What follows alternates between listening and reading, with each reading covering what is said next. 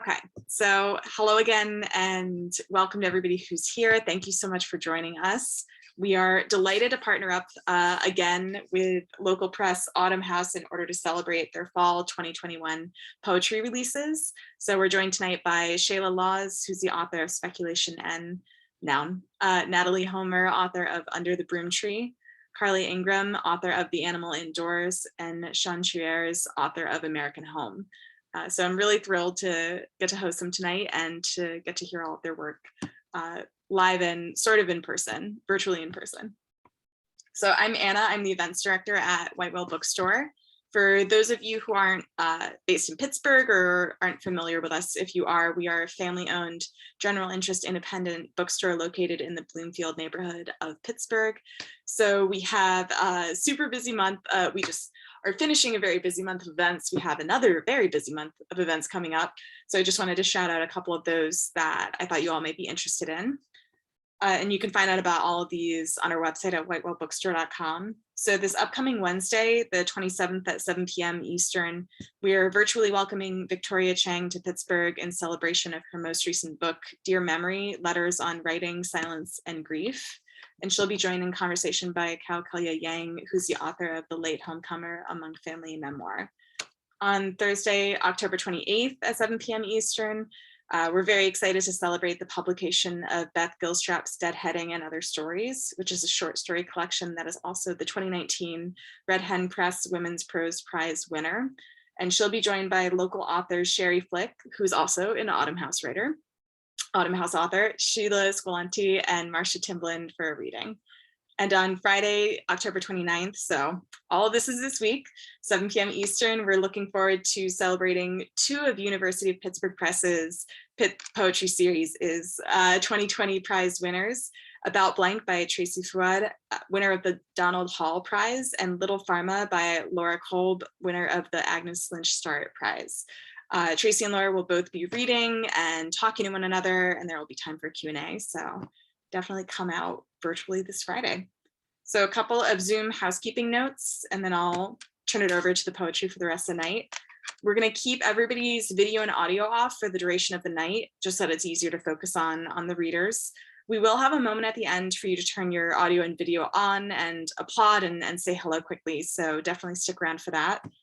The chat in this meeting is set so that you can only message me, but please feel free to send me, if you have any tech or logistic questions, I'm happy to help you out there. And if you have any nice comments or if you're interacting with the poetry as we go along, you can also send those in the chat, and I can send the readers the chat log after we're all done.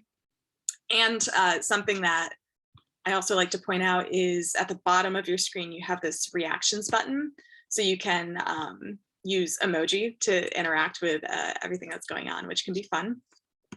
For best viewing, I also like to recommend that people, if you like on your end, you can hide the black boxes with everybody's names on them in the audience. So you can do that by clicking view in your upper right-hand corner and then clicking hide non-video participants, or clicking one of the black boxes and then doing the same cue. And you've also probably noticed that we have the closed captioning available tonight. That should be at the bottom of your screen. And you can toggle that on and off by clicking the CC button and then clicking show or hide subtitles as you need or want. So our order tonight will be Sean, Natalie, Carly, and Shayla, and then we'll have a moment to see you all. So I'm going to read everybody's bios in that order, and then I'll be back in about 50 minutes. So Sean Chueres is an MFA candidate and graduate instructor at the University of California, Irvine. He has published in Pleiades, the Massachusetts Review, Penn Review, Ninth Letter, and Nashville Review, among others. Natalie Homer's poetry has been published in The Boiler, Cincinnati Review, Carolina Quarterly, Berkeley Poetry Review, Meridian, Barnstorm, The Pinch, and elsewhere. Originally from Idaho, she now lives in Waynesburg, Pennsylvania, where she is a parish administrator of an Episcopal church.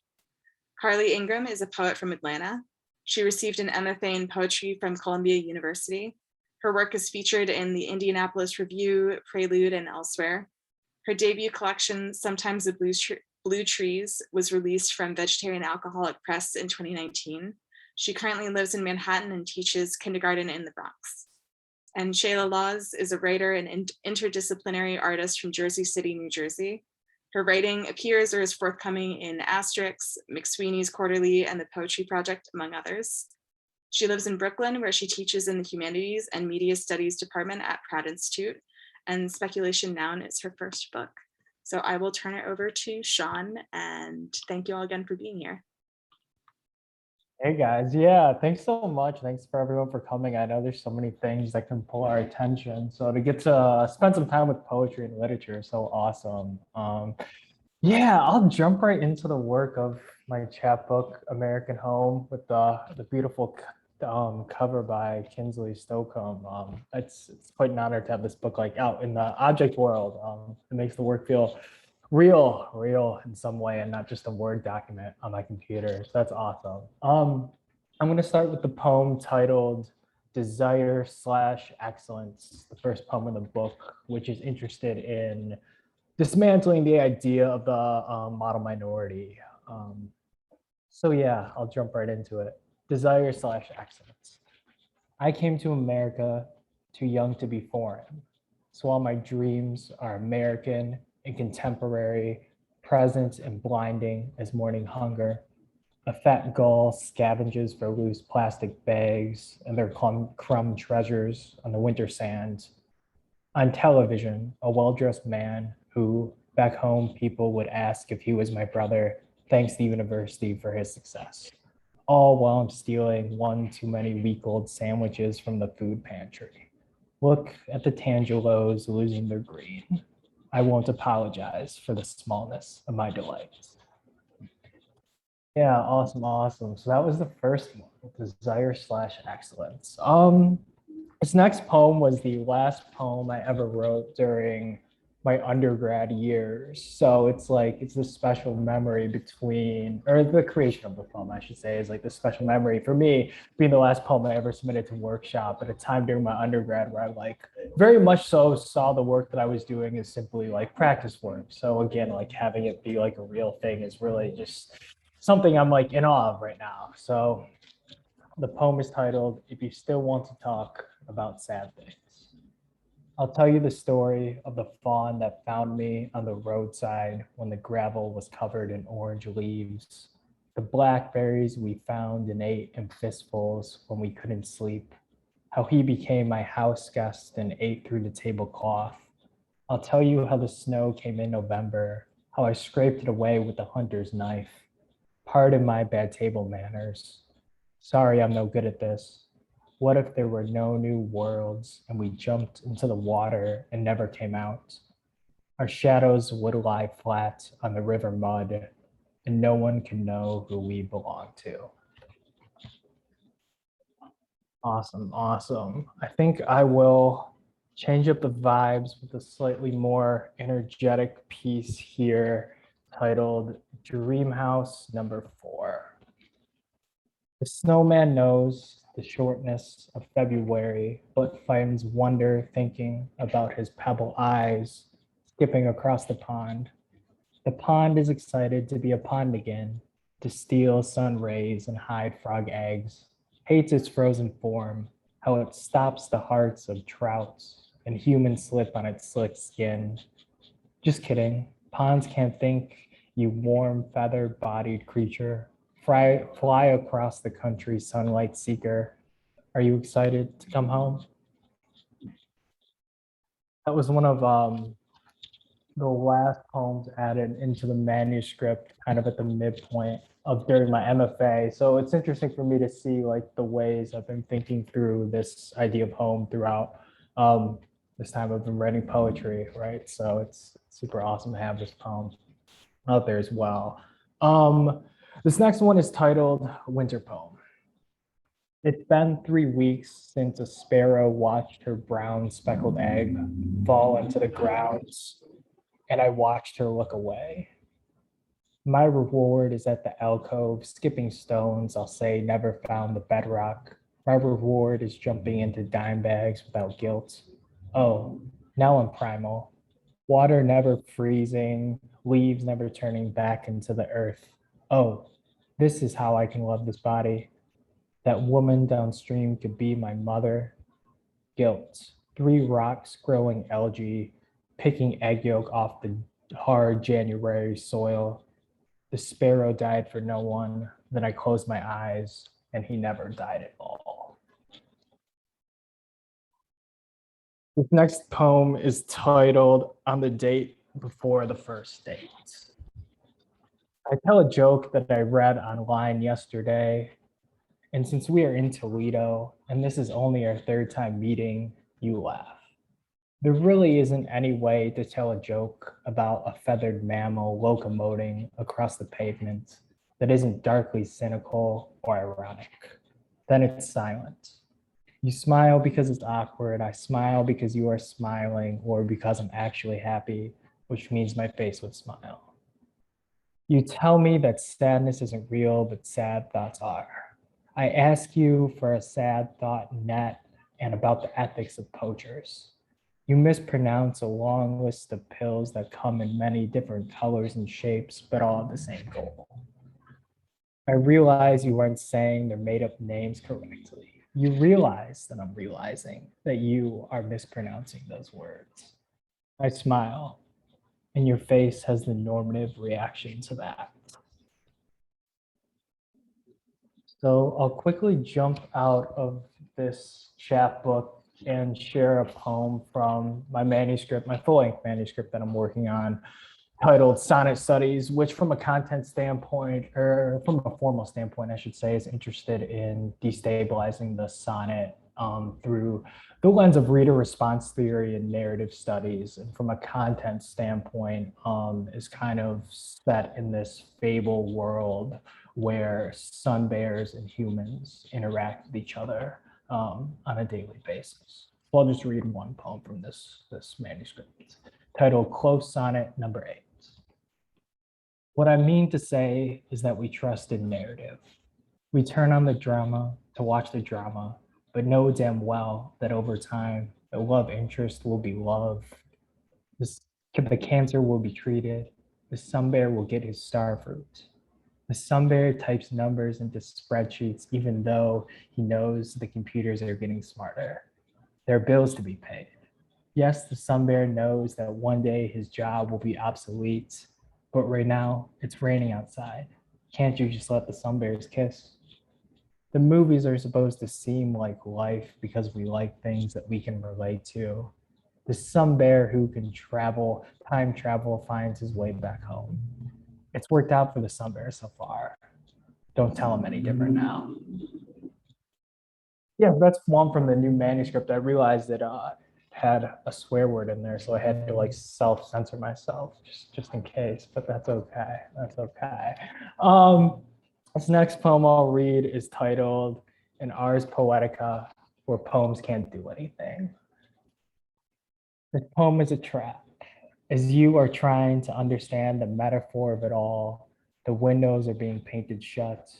New notches are hacked into keys. Here's something to keep you company. You're a 5-week clover, so no one can admire your brilliance.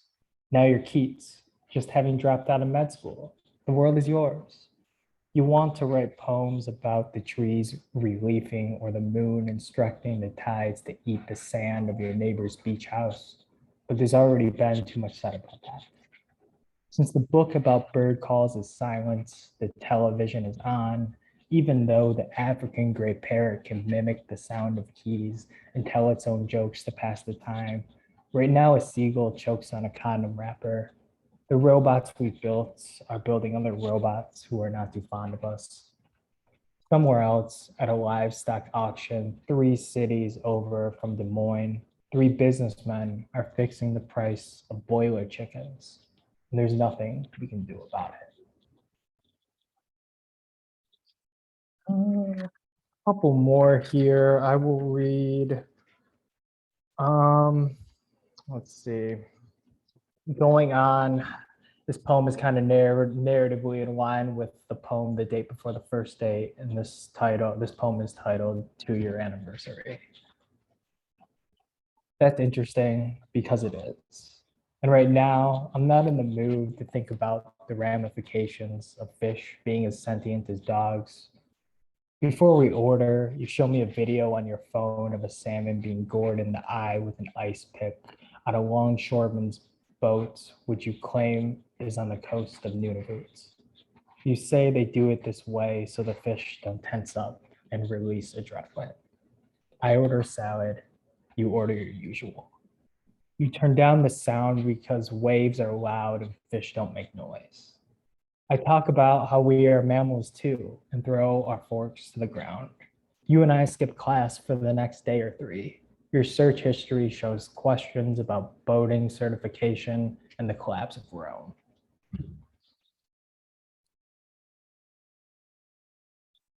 Next poem, a slightly longer one, but a little more fun one in terms of its narrative way of thinking.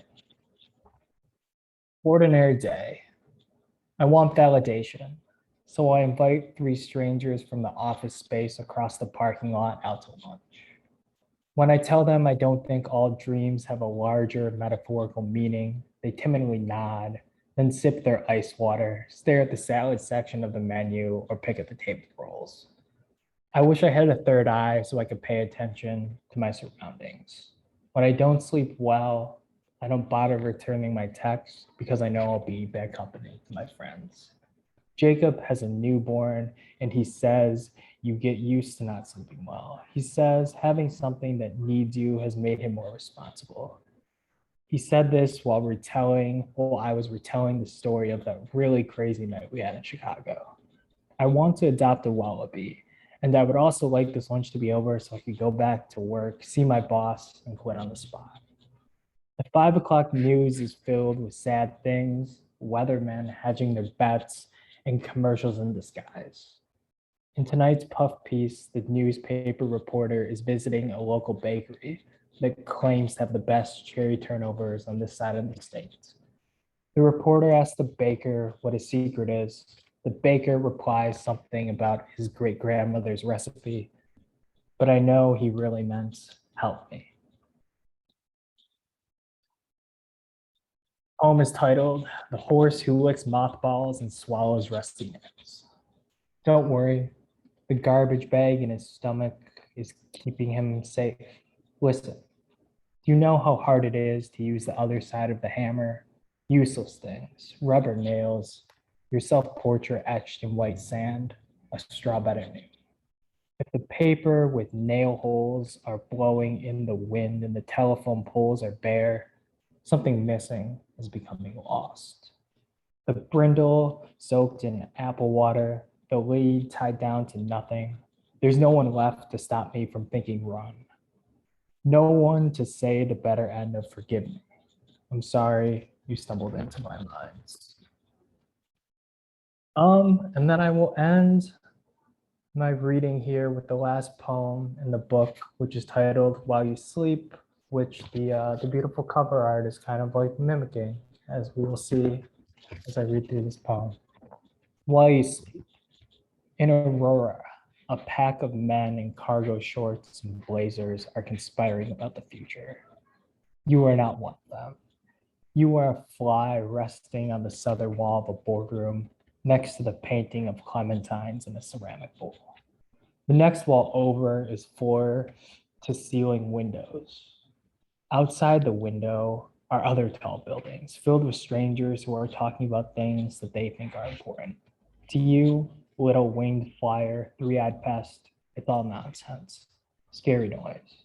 Just waiting for them to leave their yogurted plates on the table to spit up on them and make them a meal. Maybe it's something about saving the bees or filling the streets with cars that don't need drivers.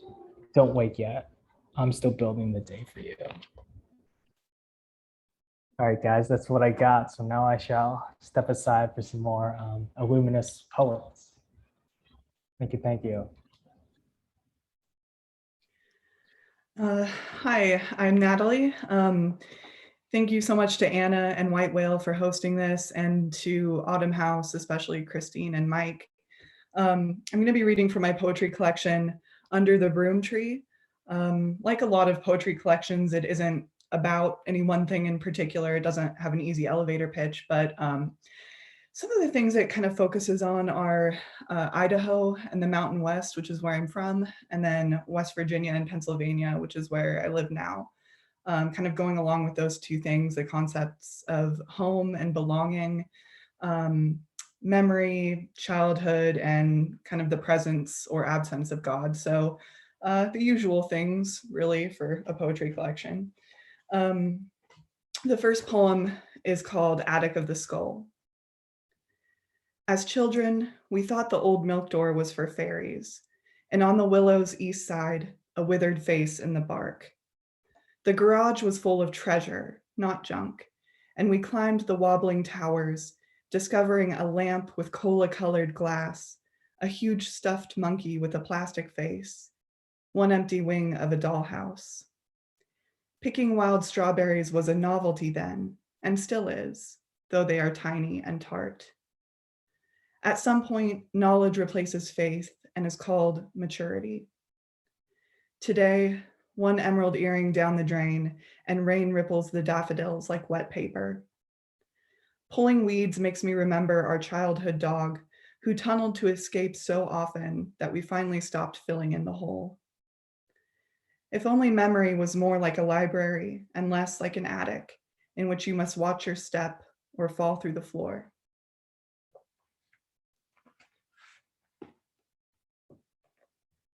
I hear you're doing a great job.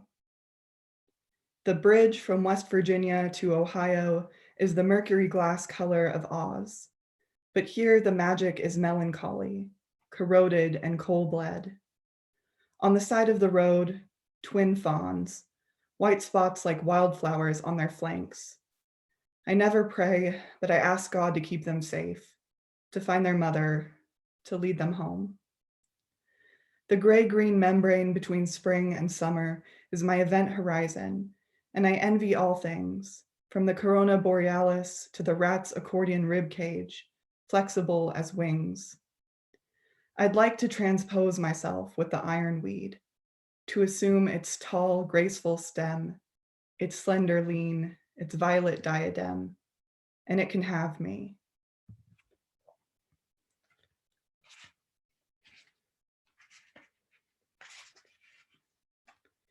Interior architecture. Carved into a birch, the initials BKO and a buffalo nickel hidden in the knot. How pleasing to come across another's secrets. Water striders skate the edges of a lake in which a church is submerged, except for the steeple, which rises, glacial. I kept it for a long time, that quartz with the ghost of another crystal blooming in its glassy depths, thinking it meant something, the way a female fetus carries all the eggs she'll ever have, an hourglass within her before she even knows of existence. Outside, dry lightning. Azalea reaches toward the window, begging to be let inside. And then the next couple poems, I kind of think of as like a mom and a dad poem, because where would we be without poems about our parents? You just kind of have to do it at some point, right? So this one is My Mother Sent Cards. I didn't respond to. I thought of her sitting on a porch by herself or crouching low to take pictures of wildflowers with a disposable camera. I knew her handwriting, the way you know a pet has been hit by a car. The drive back home always took 2 days, and I threw up with the stress of it, in a motel bathroom haunted by old smoke and cheap soap, disposable razors, cold cream, Diet Coke. Whenever she reached out to touch my hair, I moved away. As desert relaxed into evergreens, my sister and I looked forward to the exact bend where the river ran through a rusted truck's passenger window and out the driver's side. I want to think of her as strong, as someone who doesn't need me. We asked her, why doesn't someone move it? Why doesn't someone take it away?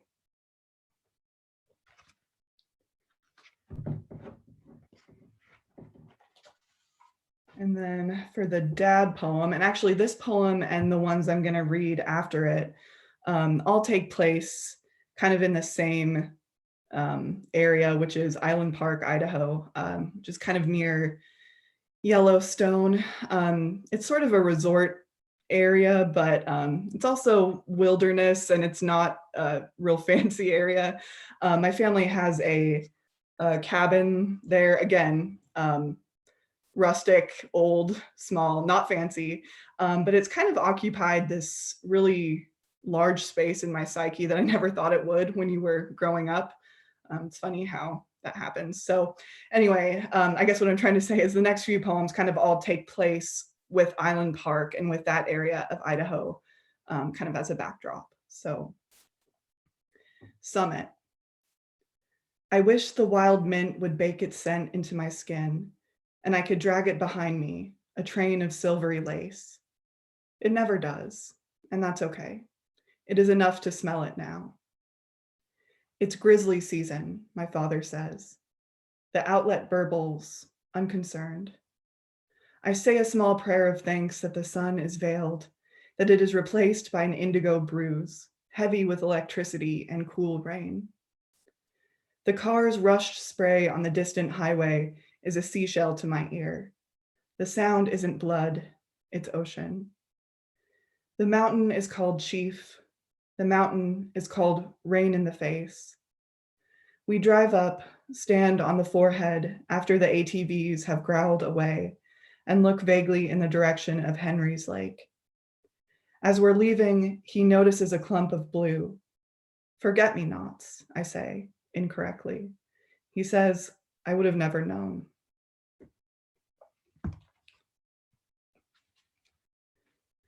Telemetry. Centennial is the perfect name for the mountains. A silver word, like the silver radar dome on the peak, little sentinel. The vintage books of Mormon on the cabin shelf have seen no white winters, shuttered in the dark as they are, only heard the snow settle on the roof, the soft crush of footfalls outside. It is safer, of course, to keep myself at a distance. I learned this the hard way. The coyotes too.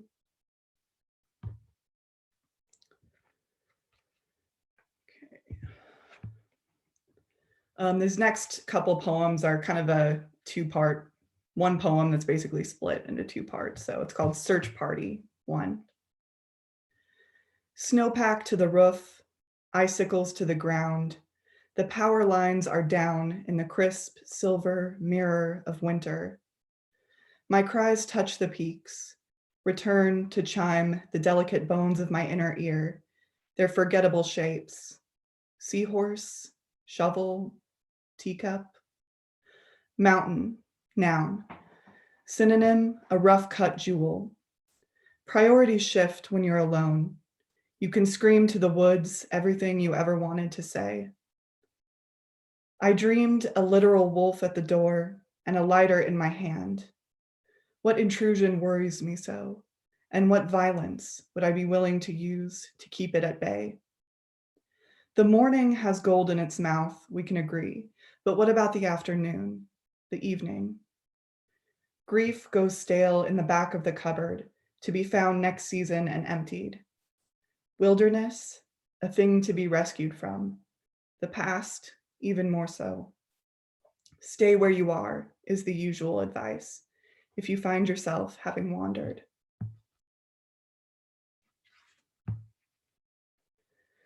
Search Party 2. Still lost and sending up flares in the lullaby blue dusk of snow and stars.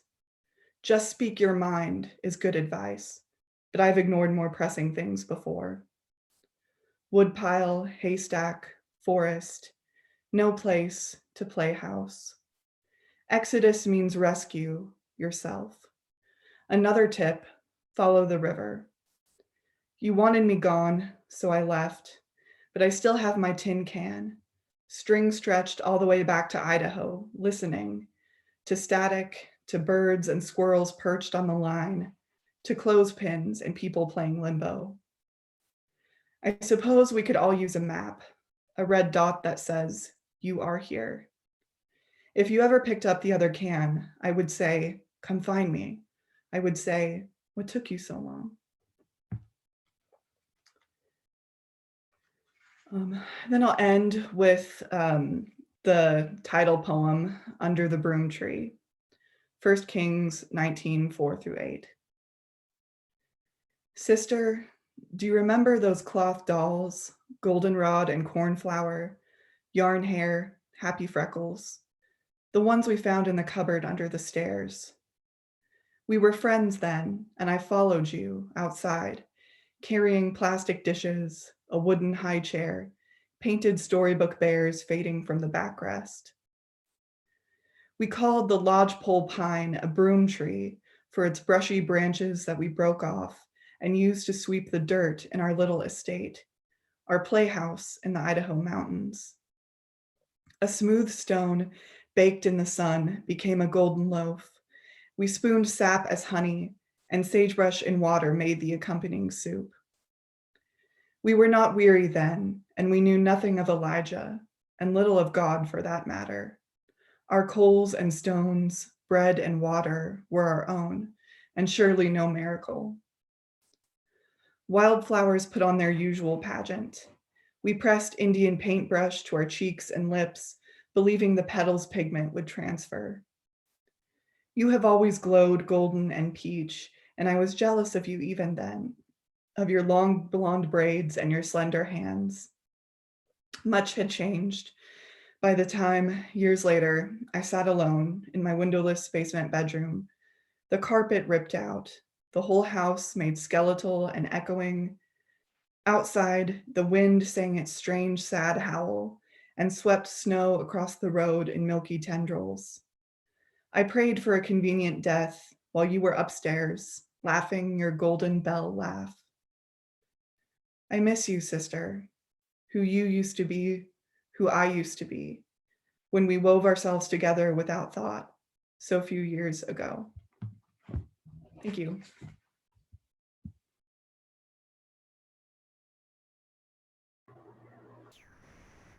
Hi, thanks for being here. I'm gonna read some poems from my book, The Animal Indoors. So I'll start with a poem called The Detrimental Years of Becoming a Young Woman.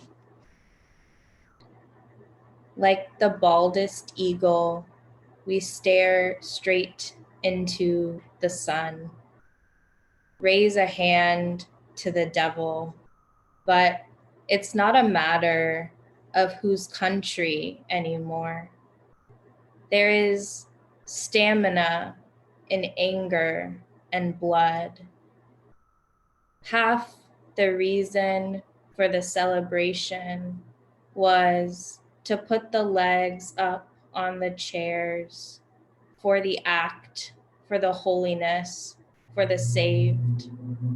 On a billboard crossing into a new city, the dancing emoji girl appeared, except she was real and really dancing in fur boots with caged sparkles, just the right size. I slipped the girl a flyer I received from a stranger. It said, "Notice, getting ripped off the billboard is easy. Just ask the power how to come about erasing yourself. Ask them if you might be removed. Ask them for something to cleanse you." After reading the flyer, she practiced the motions nightly, and even in the light, the trim of her skirt stayed red. I stick the painted marbles inside the cardboard, and as it gently tilts, they color a slurred speech, the language of a single loaf. I stand above it, amazed at the conspirator of motion.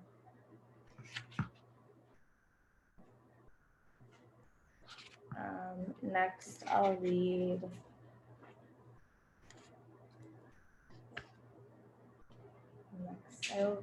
something else. I'm going to read a poem called righteous violence.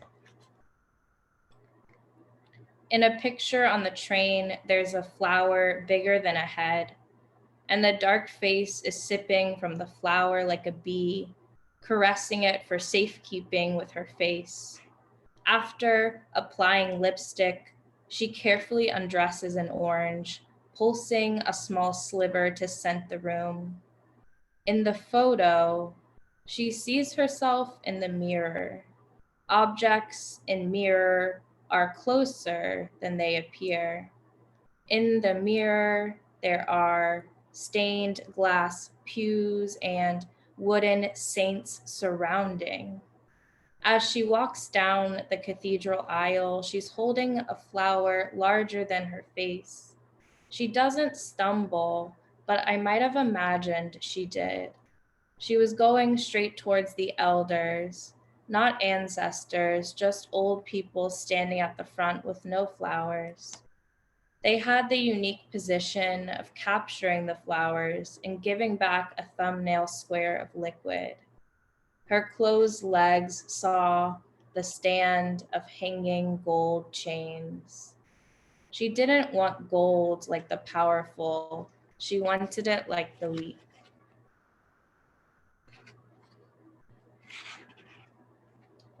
I'll read like a few more. This one is called Competition, the Revisionist Sand. I get into bed with supremacy. The election is on for this day, the red and blue, the red and blue. Fastly we market thyself. Only the human bones, pulled apart each one from their meat strings. Intestines flung down walls like holiday decor. No, not the beasts again, not desire, not in this home. We pray to a God that heals like anything goes these days. I see a long current the size of a voice, your tallest chair at the edge of your seat and not yelling out. VCRs cast about the dust shop like a medium making space for other voices. Worn out sneakers quill as broken air whistles.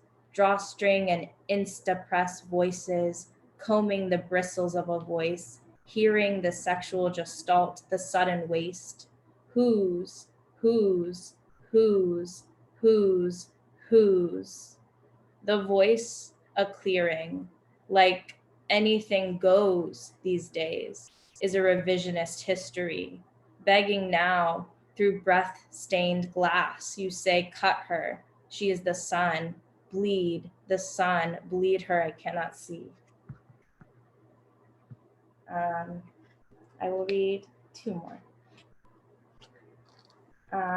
This one is called Recover from Whatever.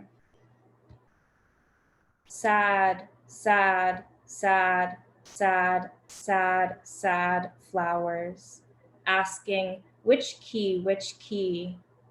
The elderly city lights photograph themselves directly. In the entryway, there's so much space between a life that's still loading. Down the sidewalk, a baby rocking on the ground, not in a home. Too many Sams do weapons and keep safe journals about highly effective habits. The dailiness of food and sleep. My hate finds me sterile, panting at the ghost. Normal couples everywhere. And JK, two more. This one is called Trivia. Did you know jealousy was a time before us? We snowsuit and Tostito our way into the future. The romantics, flinging their salt shakers, said they do it for love. We walk into the exhibit, knowing love has come upon us. The toy cars zipping around their many lanes, chasing to the stoplight's edge, jamming up, time, and circling back around. All of their love is spilling over us now. The railing outside our historical museum scares us into seeing leaves and sky and air. As the clotting continues, beautiful and beautiful days sway and then tilt. An infection of the mind is still holding the people as I might conjure them. Industry and her smooth legs, her pear-shaped filters, her loving arms, and how she bounced that ass up and down. And I will read the last poem in the book, which is called Resting Places, or Resting Place and Other Slogans. Community, community, communion, commune, comma, commat, commas, commit. Exercise a right, exercise your right, wrote, rotate, rate. What does community mean to the world outside my limbs? Brush it off, brush the excess down the drain, drain, sink, drain, sink, drain, sink, push the excess outside. The perimeter of the mall carousel, bring the outside in. I'm running through the lawn outside while the sprinkler fires fast. At the bottom of the hill, we talk about how far or fast. The bottom is sinking in, is the stomach, is the middle, the center. The sprinkler daisy or spilling fire hydrant transferring over to smiles. An adjective can describe a place or a state of being, like, I am not the wet water that hits my body. I am not the yard I run through the yard, I run through the wet street. The billboard parked at the edge of the street keeps marketing a vision of what to know about the world. If a world leader travels and is wet with divisiveness, but says it does not exist, if power can just say it does not exist, if I can just say it does not exist, I'm pressing my body against the foam on the walls. I'm going through it without thinking.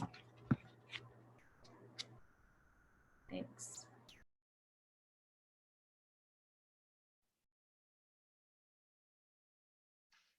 Hi, everyone. Natalie, Carly, and Sean, it was so great to hear you all read. Those are such beautiful and moving poems. White Whale, thank you so much for having us. I'm so excited to be here to celebrate with everyone and to read from Speculation, my book that's coming out this week from Autumn House Press. Christine and Mike, it's so nice to see you both. Thank you so much for all the work you put into the books and to releasing it. I can't wait to have it in the world. So my book, Speculation, here, it feels kind of surreal to have the actual book to read from. I will say I've always wanted to do that. And I started to read from printed pages today and I was like, don't do that, read from the actual book. But I read in from this book, which speculation, it kind of comes from considering 4 different definitions of the word. I like to kind of traverse through the different versions of the definition, the 4 different definitions, take us through poems that kind of relate to all of them. So I'll read in a movement, which I won't be stopping in between, just to say that. Okay.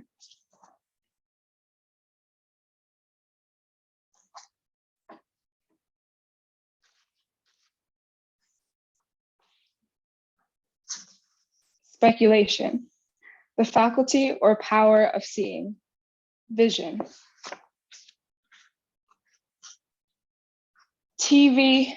Static TV, no sound, TV moving, TV body moving, static, moving body, moving TV, static body, moving, no sound.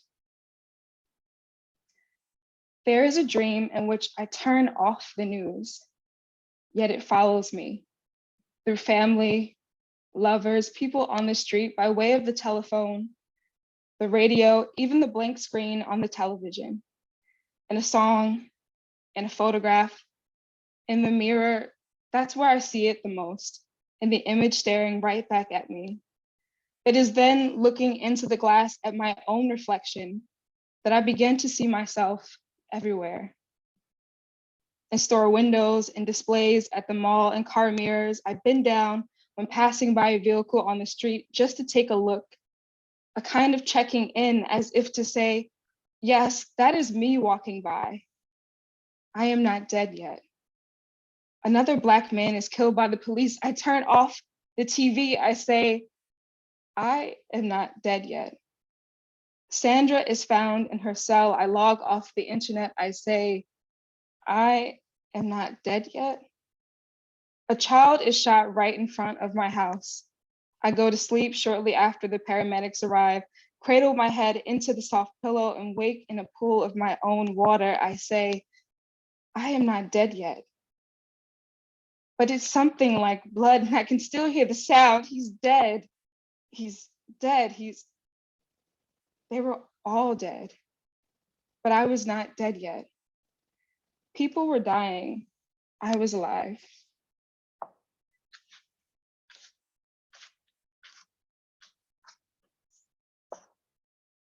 She calls me by my first name. Sometimes there is no bullet, no sharp object that travels through the skin. Sometimes death is silence, cushioned into the bone. I watched the videos over and over. I read the newspaper. I sat in front of the TV for hours. For weeks, I did not close my eyes. Eric didn't scream as he was pushed to the ground. It was his body that said, stop, said, take your hands off me, said, I do not belong to you, said, I can breathe, just not like this. At night, I sink into my bed and wake up pressed between my mattress and the floor. And even that touch starts to feel good. Sometimes death is soft, sweet, like a lover, calls you by your first name, says, you can always come to me, says, I need you. You love me. I know you want to touch me. You ain't never been this close before. Body, static, body calling, mirror, static, mirror, sound, body, static, sound on mirror, calling, mirror, calling.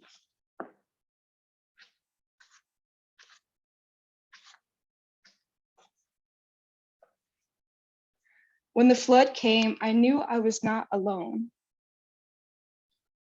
When the flood came, I had found myself already underwater. They say you can prepare for this kind of thing. Gather materials, cover the windows, make an architecture for the loss. And so I went out months in advance in search of materials. What do we need in case of disaster? Is it the sudden burst of need that makes it natural? I had been given a list of supplies, the same list that everyone receives when this kind of event happens, and none of it seemed sacred. Perhaps there are some things already given to us, a thing each time we were together. In the evenings, it was hard to separate. I had found myself in the water on late nights, kept by the sound of her voice, and in the dream by her touch, and in the morning under the mattress. I began each day submerged and thinking in reverse. How do you prepare for an absence? You can find love in other bodies. There was the boy who came in at night and left before morning. We stood in the mirror for moments, admiring how our shapes looked together.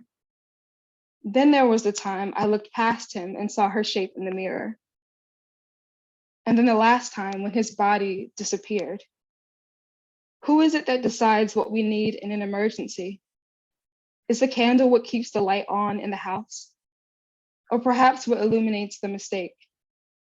I remember how his skin glowed on his way out the door, how beautiful he looked leaving.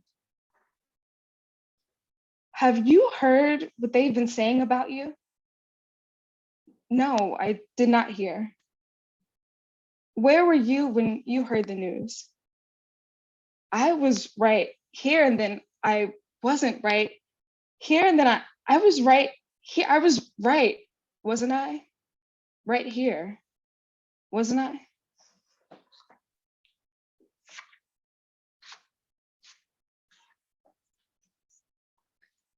Sound off, sound black, mirror off, sound off, mirror black, body, mirror, body, sound, body, mirror black, body, recording, mirror, recording. I've been seeing my body around.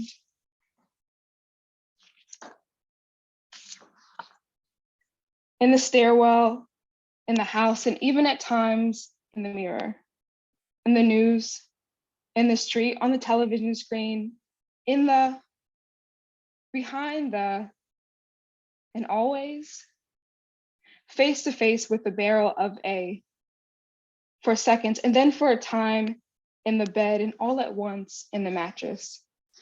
As the boy, as the girl, and even at times as the mother, as the son at times, as the dirt, in the soil, in the, on the front of the, but always remembered, face to face with the light of the, for seconds, and then for a time as the body, and all at once out. I saw her yesterday and she looked nothing like herself, said the image.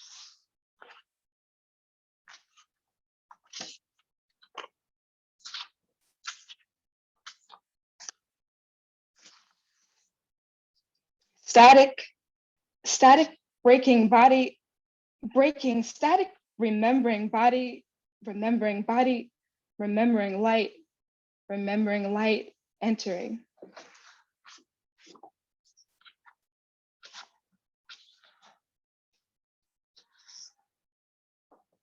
4 a.m. I awake some days believing the war is over.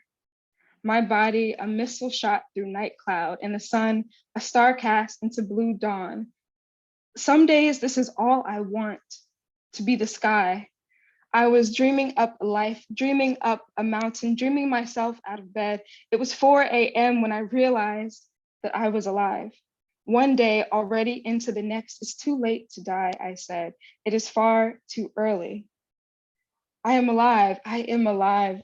It's too late to die, I said. It is far too early.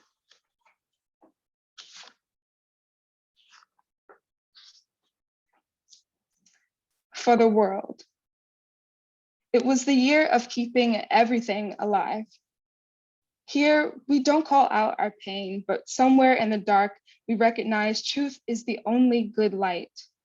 Here, it all looks magnificent. That dying, this living, this life, the last star, the first. It was all brilliant. Even the end when the world confessed its love for you. That night, you opened a window and heard her say, please don't leave me. And here is where it all began. Here is where grief came to die. Here is where I have always loved you.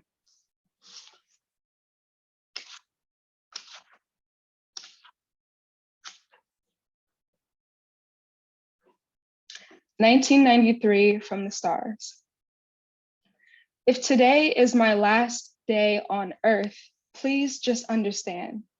All year, my world has been ending and beginning again, and I don't know if I can take another combustion, another storm cloud. They say this is how it all began as catastrophe. They say it was beautiful, how it happened. First, she was just an atom of light, and then everything turned to dust, and suddenly we were all amber, made more brilliant by her glow. For so long, I've wanted to make a pageant of my grief, make a field of all the love I've yet to give, some kind of constellation. I've been trying, I promise, learning about accumulation, the potential of matter, what we can become when we're not alone. Every day I imagine what this life could look like if I could just see it too, be a witness. All these years I've wanted to survive. Well, today I want to be starlight. Tomorrow, something better. So if today is my last day on earth, please just understand, I only wanted to fly. And every night I have dreamed of this, of claiming my rightful place, of coming alive. You love me because I'm a star. Now let me go be who I am.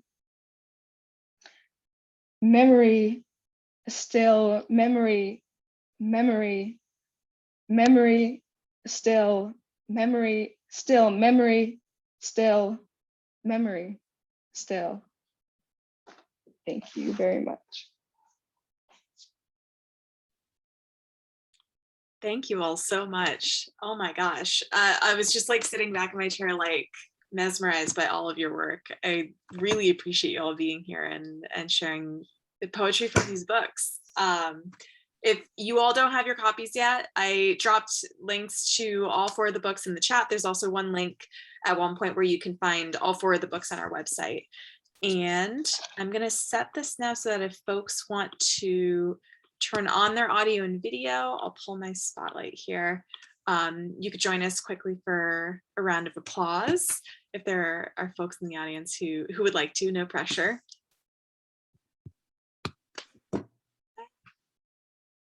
All right. One quick round of applause for all 4 of these poets.